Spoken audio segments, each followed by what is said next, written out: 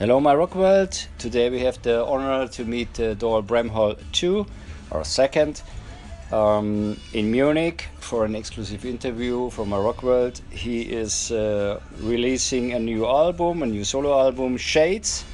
It comes out in October, and we are speaking with him right now. So welcome on a sunny day in Munich. Thank you very much. Doyle, as maybe not everybody is familiar with you because you have a long career as a producer, as a musician, solo, also with bands, also very much connected to Eric Clapton and Roger Waters and that kind of things. So give us a brief story about yourself in your own words, how you came to music and what was maybe the difference doing things as a producer and your own music. Well, you know, I sort of just, I was born into music. I was born in a musical community that really started to become a thing in the early 70s. And that musical community it was a blues scene that was created by a lot of the people I grew up with. So my father, Clifford Antone, he owned the biggest, nightclub in Austin, Texas. And he used to bring Muddy Waters and Freddie King and BB and Hubert Sumlin and Buddy Guy and Junior Wells. And a lot of like obscure blues artists from Louisiana and Texas.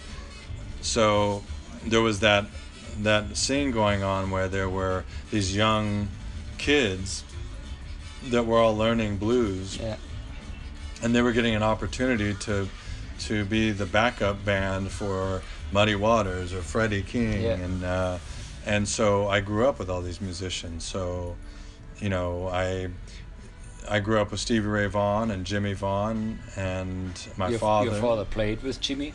Yeah, my father played in bands with Jimmy Vaughan and Stevie Vaughan, from 1968 until I would say about 1976. And then, Stevie started his own band. Jimmy Vaughan started the Fabulous Thunderbirds. My dad had his own bands in Texas. So, I really feel like that was where I learned, everything that I needed to be a musician. I learned in those early years, like in the first 10 or 12 years of my life, I learned almost everything. Those were the formative years for me. But during those years, I wasn't really playing. I was just taking it all in and listening. And so by the time I picked up a guitar, it already felt like I knew how to play because I had just been around it. It was my family's craft. Yeah. But it was really, I think, an amazing time period to grow up in because I got to see a lot of the blues singers and guitarists that were still alive. I got to see them firsthand. Most people wouldn't ever get the opportunity to see those musicians, and I was fortunate enough to just have them be there all the time around me. Yeah. So I became friends with some of these people. Obviously, I had a relationship with BB King. I made worked on stuff with Buddy Guy and knew him. I was friends with Hubert Sumlin, and who was the great guitarist for Howlin' Wolf. Yeah. And but then, a lot more obscure artists and guitarists from Texas and Louisiana as well. So, so there was the blues thing that was happening, but there was also the other side of things happening in Austin at that exact same time, which was, Willie Nelson and Asleep at the Wheel, Ray Benson, Townes Van Zandt, also Jerry Jeff Walker, all these influential sort of country singer-songwriter type artists. So all of that sort of brought all these other musicians wanting to be close to that music scene down to Austin, and it just kept building and building, and now you have probably one of the biggest music scenes in the U.S. now, of anywhere else, and it all came from that time period, of like all the, there were like creative people, musicians and artists, and all types of creative people that would move down to Austin because it was sort of a little oasis down there. It was a creative brew. Yeah. So 2 bands which you were a member. The first one everybody knows is the Fabulous Thunderbirds, and the second one is Archangels with Charlie Sexton. Yeah. So this is maybe just a band for them who know a little bit more about music. Yeah. So how do you get to do those bands, and why? This is my personal question. Why just one album with the Archangel, which was a great band? Well, the Fabulous Thunderbirds had made an album called Powerful Stuff, and I think it was the first record where Jimmy did a lot of second guitar parts on it, and they really wanted to I guess perform the record and have it sound as much like the record as possible with a little bigger production. So I heard that Stevie, who I had been playing with and sitting in with at his shows, he had called Jimmy when he heard he was looking for another guitar player, and he said, "You should hire Doyle." Okay. But I was like, I was like a family member, you know. And he was too close. Yeah. So on first look. Yeah. So Stevie said, "I think you should, check out Doyle. He's a great guitar player. You should hire him." So Jimmy booked me a ticket to come down to Austin. I was living in Northern California at the time, and I went down at 17 years old and rehearsed and practiced with him and went through everything for a couple of weeks at his house, and then joined the Fabulous Thunderbirds and toured with them for a couple of years. Yeah. That's how I got that gig. And then the Archangels was that was a band that was formed by myself and Charlie Sexton and Double Trouble, who was Stevie Ray Vaughan's band.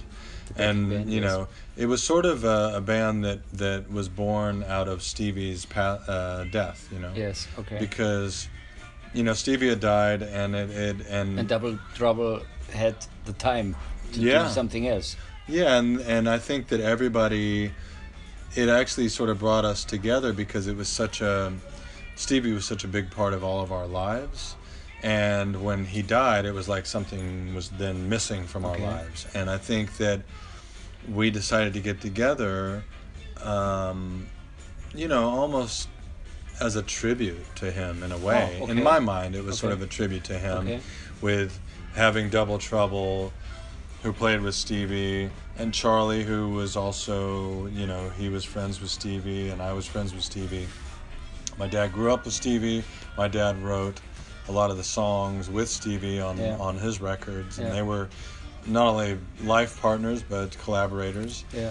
And so it just seemed like a really good thing and a good way to try and find some peace through Stevie's death, and the music that we made had a really special kind of electricity to it and chemistry from the very first, almost from the first thing that we ever played together. We just innately had a sound, and an energy to it. Yeah, an own sound where you say, But why just one album? Well, we did also. We did a DVD and put out an EP. In 2008. Okay. So we did do a bit of a reunion. Thing.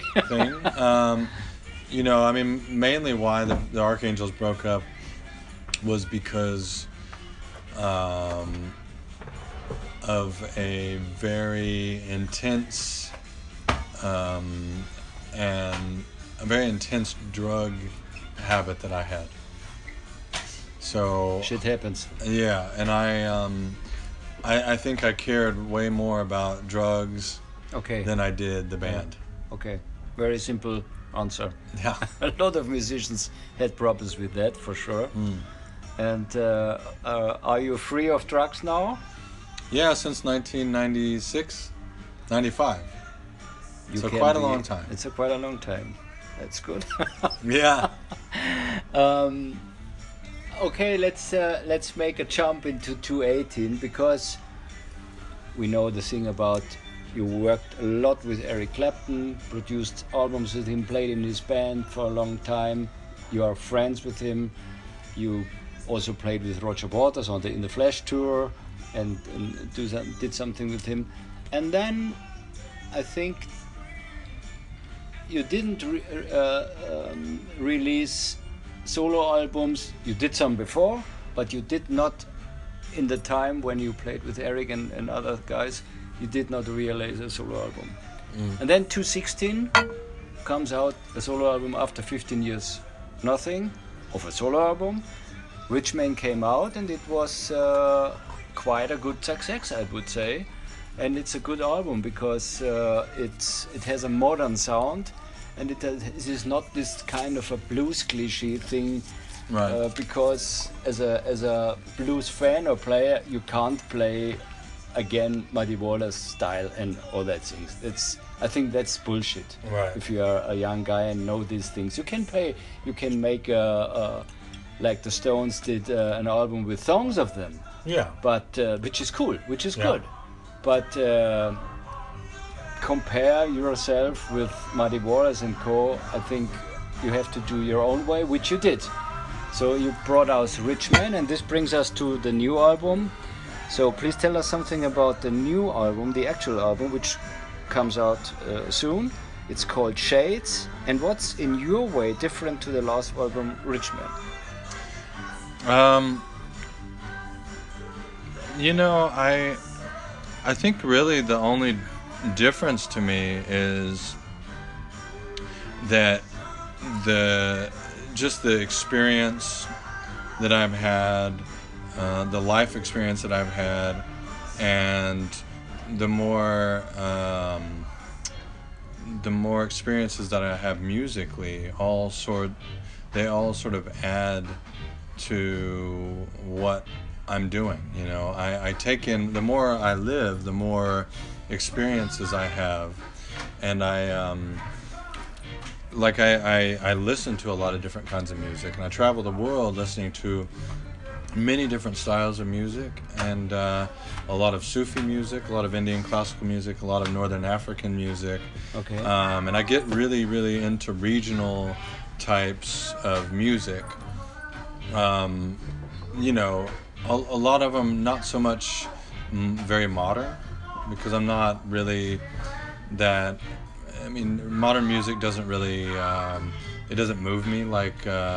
Okay, maybe we have to define what is modern music. Well, I think modern music would be more the music that you hear that they put out on the radio, or more that Okay. you know that they put Yeah. out. Let's I think say- pop let's say music, in this like way, pop yeah. music, but that could be hip hop, pop rap music, pop country music, pop like whatever. I don't know, any kind of pop music, you know, which is what they put out, you know, and what appeals to the masses. I don't really connect to at all. That's not anything that I connect to. Yeah. It doesn't. What I like is composition. I like musical composition, and I think that in pop music, So what drives you is the songwriter.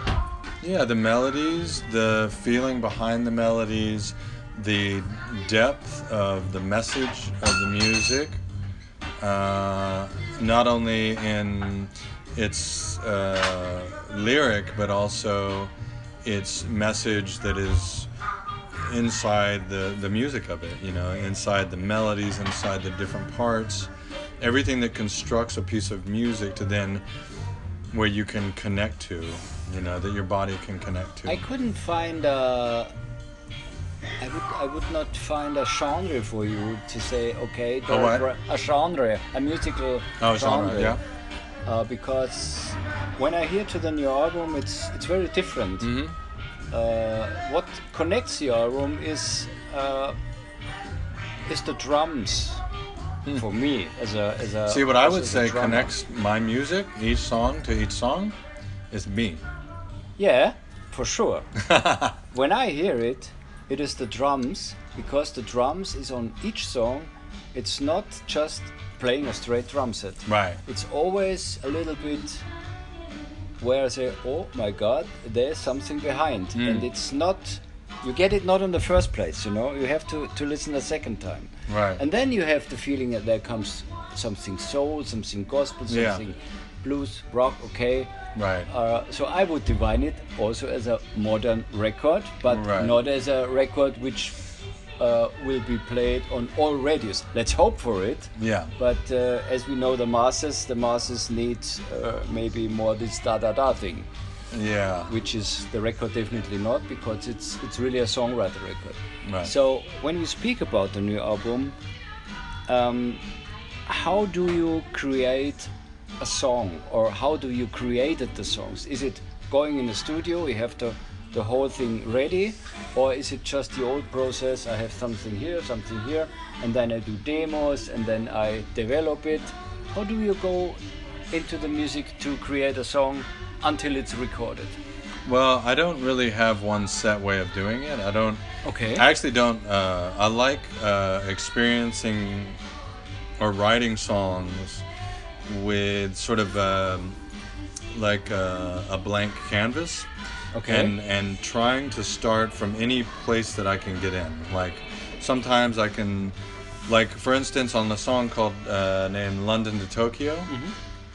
That song, that I had real drum parts in my head that I actually demoed up the drum parts that I wanted, and then I had another drummer come in and play it. Mm-hmm. But I had the parts. So to me, a drum part can almost be like a part of the song, and how it can be a really integral part of the song rather than just being, something that keeps the beat.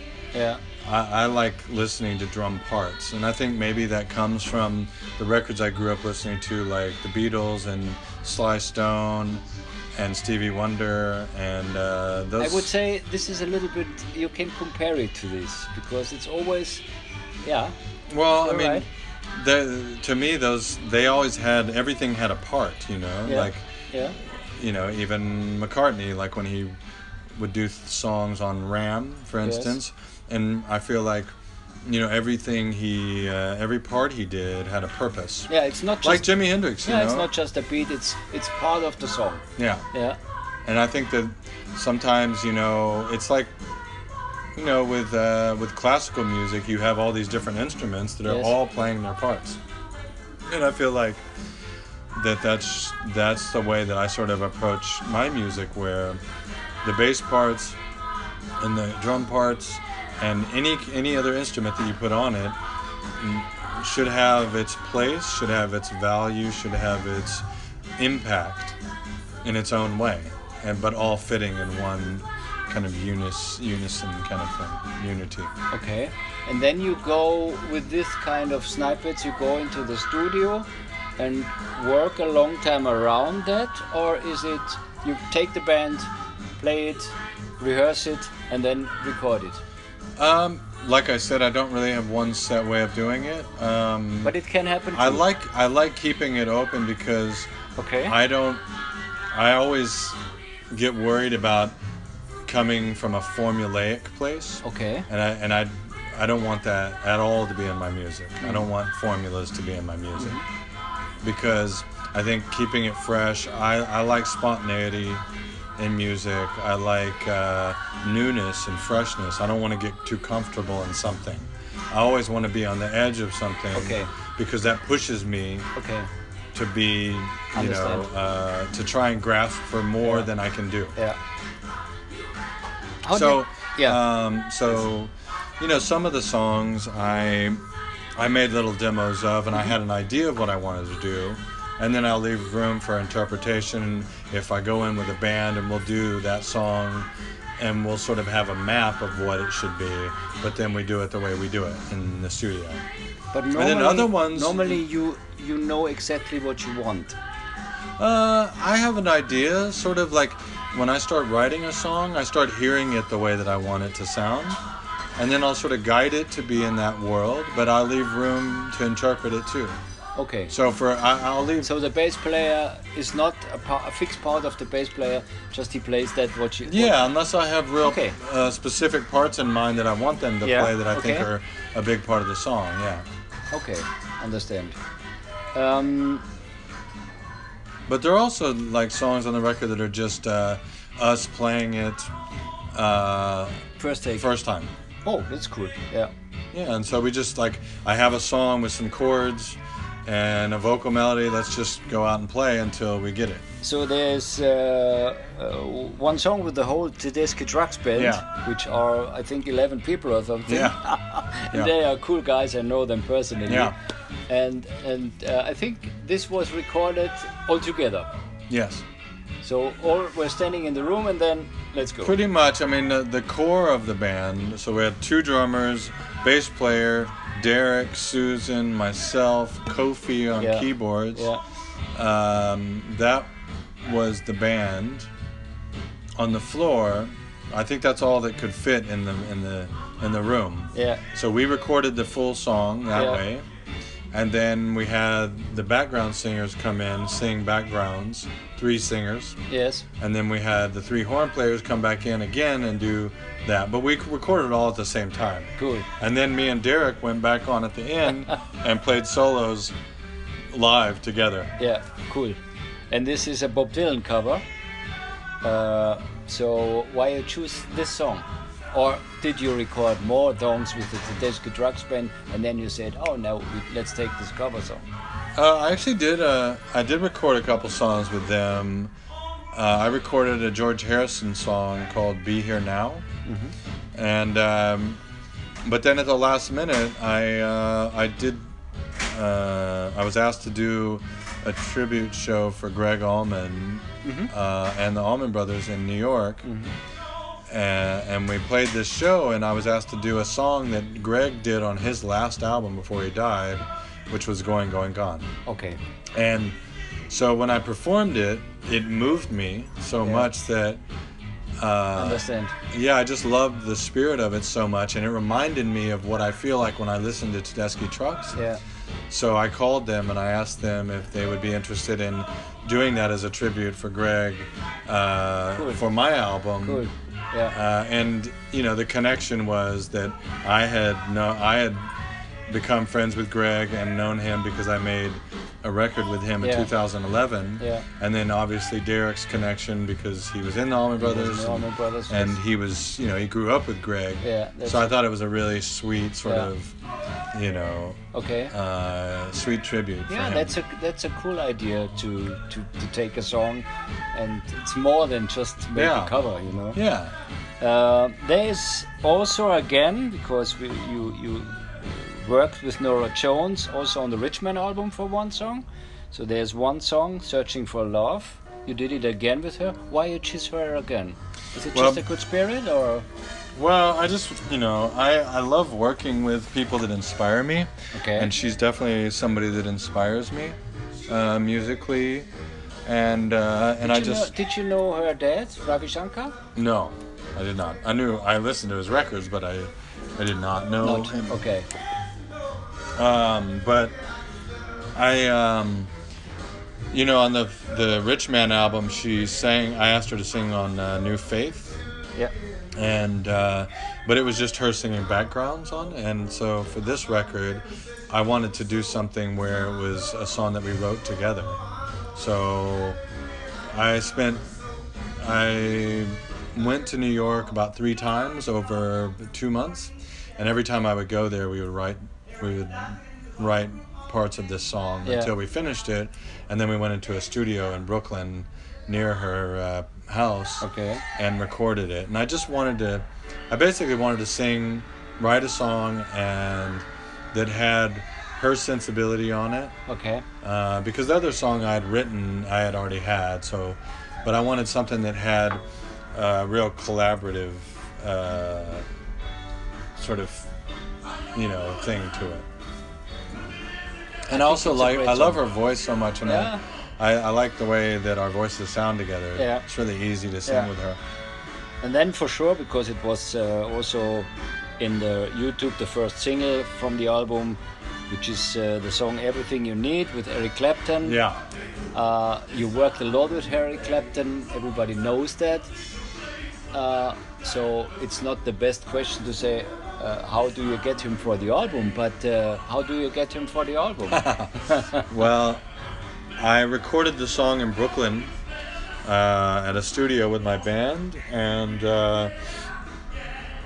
after I recorded it, I wrote it and recorded it, I was thinking how much I thought Eric would like the song, and how much it actually reminded me. It seemed like it would be something that he would want to do. Okay. And so I called him up and said, I have the song, I think you'd really dig it. Would you consider playing on it? And he said, sure. He's like, I'm in Ohio. If you can get to Ohio, I'll play on it. So I booked a flight, flew to him. Really? Yeah. Showed up at his house, had 3 cups of English tea, and went in and recorded him on it for an hour or 2, and left with the hard drive and went back to the studio and finished my vocals on it, and that's how easy it was. Yeah, that's very easy. But you are friends too, because you can't be friends if over so long time. It's just a working relationship. That's not possible in my world. Yeah. So a personal question, as we spoke about the drug-free thing, did he help you in that time, or did you, Eric Clapton, or didn't you know him at that time when you had the problems with? Because he had a big problems with drugs, I think that was one more. He survived it as he's older in the 70s. Yeah, no, I think that was one more thing we connected on, because when we first met, it was really surprising to him and as well as to me how many different things, how many similarities we had, or how many things we had in common. Like, he didn't know that I grew up with Stevie Vaughan and Jimmy Vaughan, and obviously he was very connected with them, and they had relationships too. He didn't know that. The connection also, that when he called me, I was in Roger Waters' band. He had been in Roger Waters' band for a tour or two. So, and also I was out with Andy Fairweather-Lowe and Katie Kassoon, who were also in his band. Yeah. So that was another connection. The other connection were all the different influences we had were all the same. We listened to the same kind of music. We knew all the same obscure blues artists we had in common.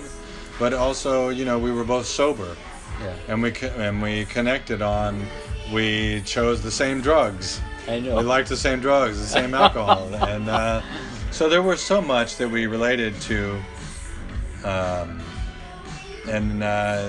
It surprised both of us, So, Eric and I have I consider a very deep friendship, and one of the great relationships in my life. Yeah, which is not easy to have, because you won't have more than a handful of really deep relationships. Yeah. Which is also okay, because how much you can go into, Yeah. Relationship is always hard times, good times. Yeah, and I like low maintenance relationships. Yeah, Eric's very low maintenance. It's cool. It's like he doesn't get upset if I don't call him every 3 months. He's like, "Why didn't you call me?" You have to work for relationships always. Yeah, right. I know. The cover photo of the new record looks really cool. As you said before, it's very easy to sign. But why you choose the album name Shades and also this cover? Any meaning? Most people think I chose the name because of sunglasses. I like different sunglasses. Yeah, maybe. That's not the case.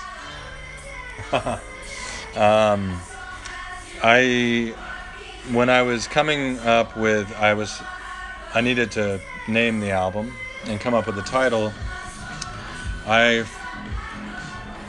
I was thinking about photography, and I was thinking about different black and white of what the album should look like and what the artwork should look like, and I was thinking of Fellini-esque type black and white photos.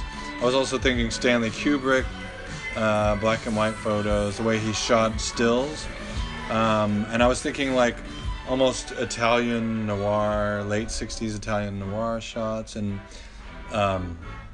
that led me to then thinking about the different shades of black and white, which then I took this shot that looks like it's this white light coming out of my body, and like a spirit sort of in and out of my body, and I was thinking about the contrast of the different shades. And then I started thinking of different shades and different facets of character and what could be behind the veil. How many shades of one's personality and character and different shades of light and life. It fits to this. Yeah, and I think it fits the music because there are so many different styles of music that are influenced there. Yeah. And it's also on the record. So, 2 questions. Are there any plans to record a show on the next tour for a live album release, maybe?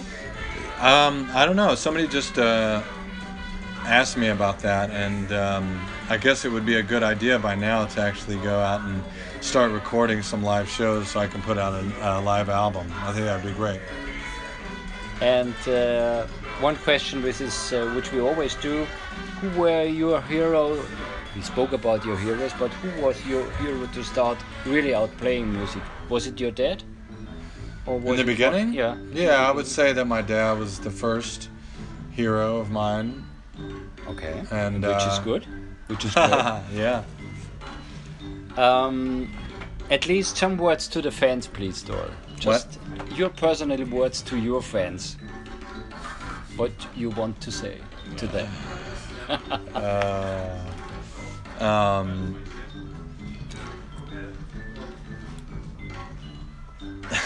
I don't ever know how to answer that. What do people say? I don't know what people say to your fans. What would you say to your fans? Thank you, or come to my show, or buy the new record. I mean, my German fans, I would say that I can't wait to be here and play, and hopefully I'll be touring here every year. So, because I feel like I enjoy my fans as much as they enjoy my music, and good words. I look forward to seeing you at the shows. Perfect. Cool. Thank you for the interview. Okay. Have a great time. Thank you. All right.